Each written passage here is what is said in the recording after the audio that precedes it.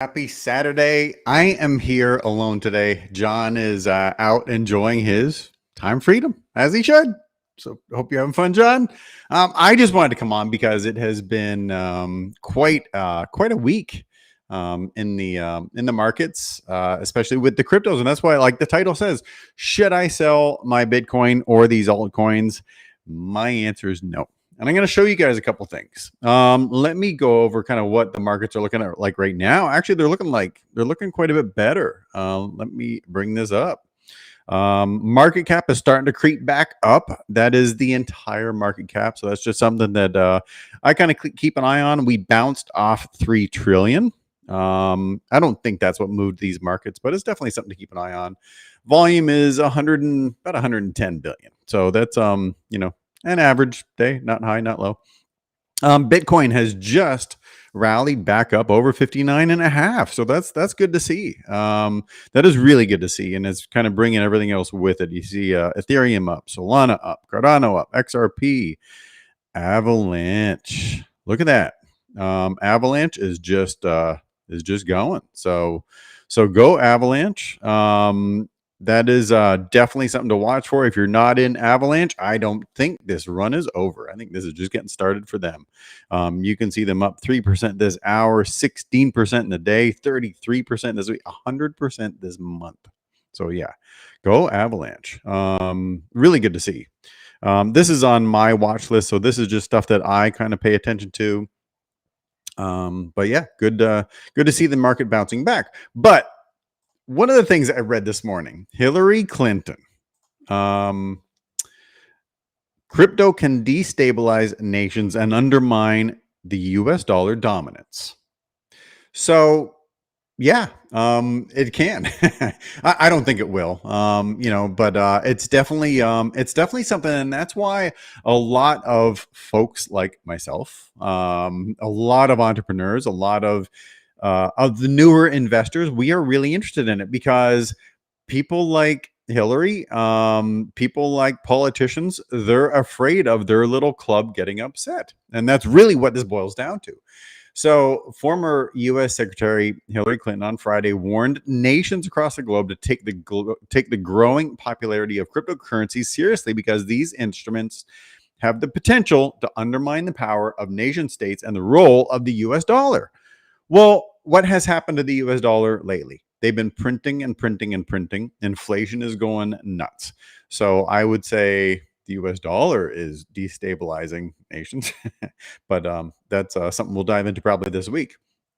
She went so far as to say it looks very interesting, somewhat exotic, effort to literally mine new coins in order to trade, has the potential to undermine currencies for undermining the role of the dollar as the reserve currency. Well, when you print 40% of the money supply in a given year, yeah, that's gonna affect the reserve currency. Destabilizing nations, perhaps the smaller ones, going for much larger ones. She actually talked about Russia here as an actor to use cryptocurrency and cyber tactics to weaken geopolitical foes. And again, this is kind of spreading a little bit of fear about what the crypto markets are and Bitcoin is about.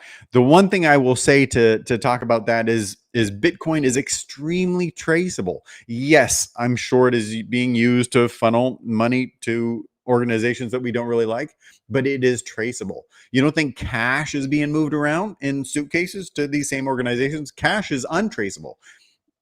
They're moving cash wherever they want. At least when they're moving these currencies, it is very, very traceable. We can see the wallets. You can see the amount. You can see exactly when it went through, where it was transferred, because it's all on the blockchain. And so that's she's trying to spread fear here, and I don't think it's very well founded because they are missing the point that Bitcoin and cryptocurrencies are traceable.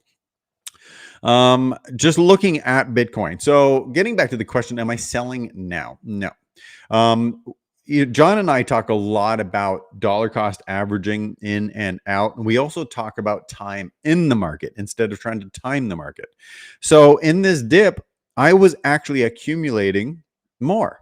You can see, and we watch this. So when Bitcoin, and this is on the daily chart, let me see if I can expand this a little bit.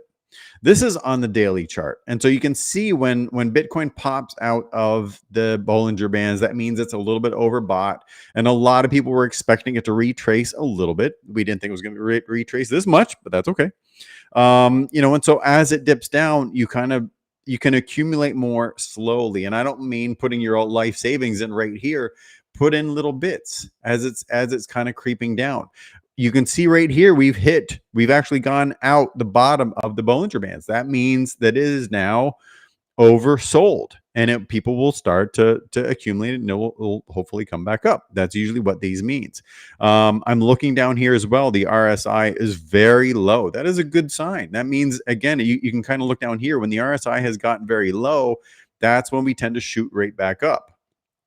So those are some of the indicators that I'm watching for right now. And you can kind of see we're up 2% over yesterday for Bitcoin, and a lot of the other coins are following. Cartesi, CTSI up 11%, and there's Avalanche up 12%.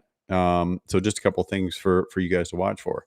Another big indicator that you may not have seen is this guy that built this has called it the rainbow chart.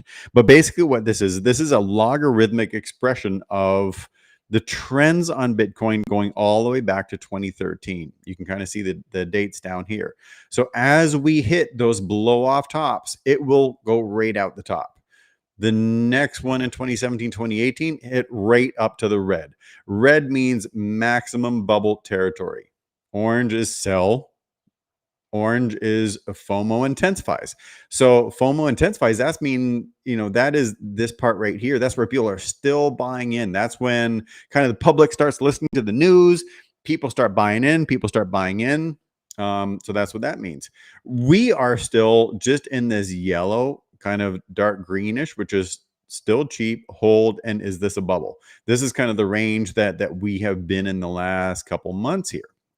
So as you can see, we're nowhere near the top. And that's what I'll show you the next scale. Some of the other analysts that I follow, Tech Dev is one who's great. He kind of follows the same thing. And so he has drawn this chart showing where we are in 2021 and where the logarithmic chart kind of shows where we could go. If you guys don't follow him on Twitter, he is great, Tech Dev. So again, he's kind of showing what it did in 2017 compared to where we're at now. We broke the 50 SMA there. We bounced off of it mid-November. Guess what? We broke further below the 50 SMA in September, same time frame. We bounced off the logarithmic 0.38 in mid-November. Same thing here. So this is kind of where we're at, guys. And then finally, he overlays where we are now to 2017's run.